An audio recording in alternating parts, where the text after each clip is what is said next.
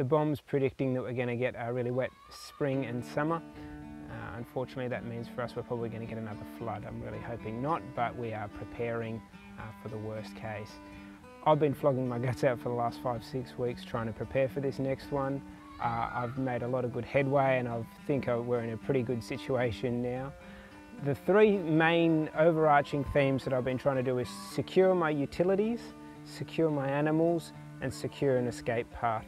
Now, how I've dealt with these will be specific to Cornerstone Valley here, but anyone going to prep for a flood, these are the things you're really going to have to look into to make sure that you're safe and comfortable during any period of isolation from a flood.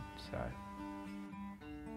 I stumbled across a Skippy Track when I was looking for a path out, and so that made it much easier. I just had to get the pole saw and make the track a bit wider and clean up the start and the finish, and there we have it. It should be a really good bushwalking track too. Just as a contingency with the bush track, we bought a cheap Tinny that we can all fit in to get across the paddock. There's no flow in the paddock when the flood's up, so this will be just fine.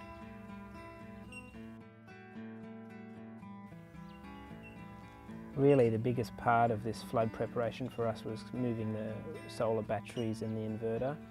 The water in the last flood came halfway up the batteries, which was a big eye-opener for us, and realised that we really needed to get that done. The track to the header tank was already clear, and it's substantially higher than the house, so it was the logical choice for the location. Unfortunately, I didn't have my old man to help me with the concrete pour this time, so that was a bit exciting, but I got the job done. 65 bags of concrete and the mixer up that hill wasn't pleasant, but pushed through and got it done. Sooner or later we're going to be talking about fires again, so instead of doing the shed out of a cheap Bunnings tin kit, I decided to get bricklayers in to do it out of blocks, which is just going to give us a bit more peace of mind for the next extreme weather event. Simple tin roof, get the job done.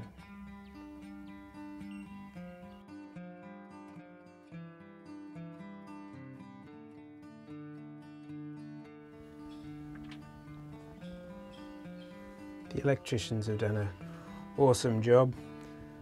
Took me 3 days to dig the trench between the house and the shed, but there you have it. So much higher. Whole of Sydney's in a lot of problems if the water gets this high. Really happy with how that all turned out. We decided that the course of least resistance for us was going to be just to buy a brand new electric fence, set it up as a breakout paddock, and move the goats now.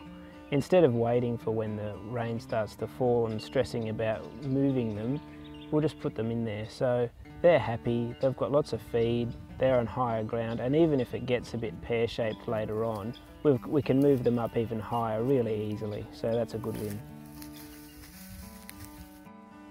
What I didn't go into any of this was the really little things that we're just needing to do along the way, which is enough food, enough fuel, making sure the top header tank has enough water in it, that if anything happens to the pump we're not all of a sudden running out of water. Just little stuff like that that's really no big deal, and you should be able to manage fairly comfortably by yourself. So I hope you got something out of the video. Thanks for watching.